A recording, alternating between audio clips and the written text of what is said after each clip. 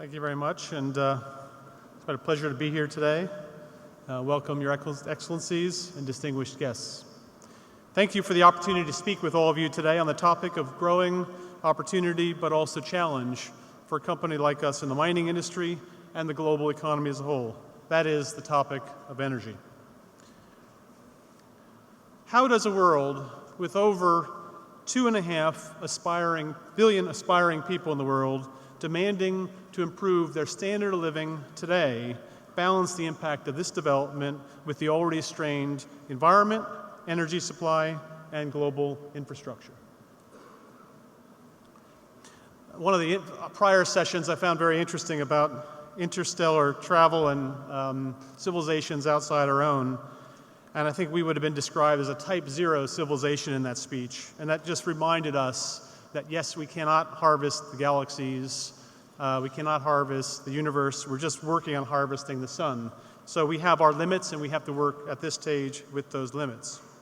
That being said, we do have to balance the commercial imperative with societal expectations.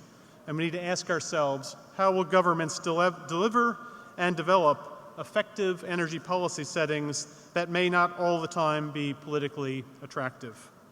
These are considerable questions that cannot be brushed aside and require healthy, open, robust debate. Over the past 10 to 15 years, Rio Tinto has invested significantly in developing a deep understanding of strategic energy challenges, global energy markets, and energy and climate change policies.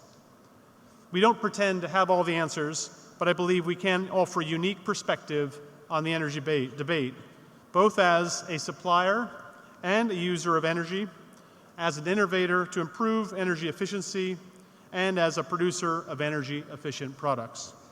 And we're very pleased to be participating today in forums such as this to share some of our perspectives and continue to learn from others. Let me start out by saying, from a purely commercial perspective, the future of energy is looking very strong for Rio Tinto. Unprecedented energy demand, driven by the needs of emerging economies, particularly by China and India, are driving a lot of this growth. We've seen predictions, I'm sure Anna would agree, of a 33% increase in uranium demand over the next 10 years. These are truly having fundamental impacts on our sector. And for our perspective from Rio Tinto, we're well situated to capitalize on these strong demand fundamentals. Within our energy portfolio, we have mining operations in Australia, the US, and Namibia, producing both coal and uranium. The electricity generated from our coal and uranium we produced in 2009 was about 700 megawatts per hour, and that is about 5% of the total global energy demand. Of course, on the flip side, mining is an energy-intensive business. A single operating mine typically involves the movement and processing of hundreds of millions of tons of material each year. And one small statistic that shows how relevant this can be is just the process of breaking and grinding rocks around the world consumes about 4% of the total world energy consumption. So just breaking big rocks into little rocks is 4% of all the energy that humans use on Earth. For us, in 2009, the global energy usage was approximately 138 million megawatts. 30 megawatt hours. 31% of that energy came from low-emission energy sources, mostly hydro plants, and some electricity produced from nuclear power plants. So we are all significant producers of energy. We're also significant users of energy. A large aluminum smelter may require a constant baseload electricity supply of 800 megawatts, and we operate more than 20 smelters globally. We're particularly well positioned with the right technology and the right power supply for aluminum, with about 65% hydro, 11% nuclear, and only 24% carbon-based. And to put the importance of these points into perspective in the carbon debate, which is side by side with the energy debate, the best versus the worst aluminum smelter technology differs by tenfold in carbon production, i.e. 15 tons of carbon produced per ton of aluminum with the worst technology, and only 1.5 tons of carbon produced per ton of aluminum with the best technology. An incredible strategic difference once carbon begins to be priced.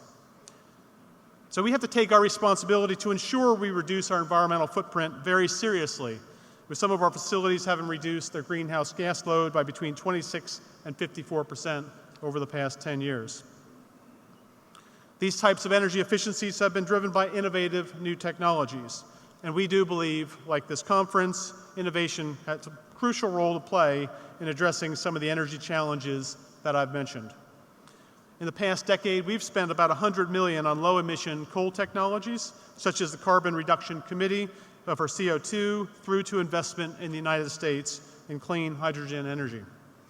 We have a global technology and innovation program underway called the Mine of the Future that is developing and adopting advanced mineral technologies to improve productivity and reduce our environmental footprint. And this will include a range of things, ranging between shafts and tunneling technology, grinding and sorting technology, the use of robotics, both above ground and below ground, and again, looking for unlocking deeper, more inaccessible mineral deposits in a more sustainable way. As the next generation of ore bodies does get deeper and more difficult to find and extract, we are partnering to deliver step change exploration technology which measures changes in the Earth's gravity. And this has potential to significantly enhance our ability to explore for minerals in different terrains. I think it's worth noting that we produce products that not only make the world more, that also make the world more energy efficient. Copper for electricity, aluminum for both lightweight vehicles and wiring, and our boron business provides products for building insulation and for wind power. So in closing, affordable and reliable energy is essential for economic development, helping to alleviate poverty, improve health, and provide a better quality of life for literally billions of people in developing countries. And in developed markets, as we all demand a wired-up world with the iPads we have today, we need to supply those wires that bind us. Commercially, that's good for ours and for other businesses. But such demand has to be balanced with the social and environmental factors involved. In this context, we recognize that the move to low-emission global economy is vital, and it will call for a price on carbon, potentially resulting in higher energy prices.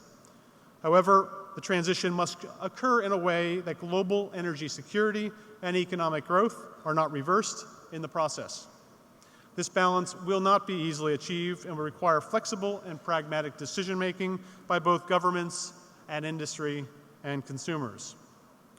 The mining industry can do what it can to contribute by taking a leadership role in participating and generating debate on the big energy issues, working with communities, legislators, and environmentalists, and continuing to drive innovation to improve energy efficiencies. I strongly believe that the investments in innovation we make today will pay off in the future as we search for more ways to achieve greater efficiency, lower costs, and improved environmental performance. Thank you very much.